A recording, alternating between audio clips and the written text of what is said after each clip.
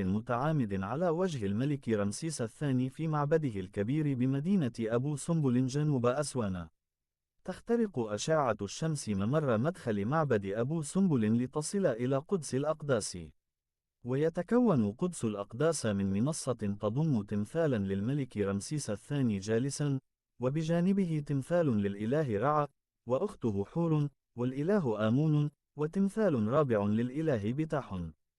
وتستمر هذه الظاهرة من 20 دقيقة إلى 25 دقيقة في ذلك اليوم. هناك قصتان حول سبب تعامد الشمس.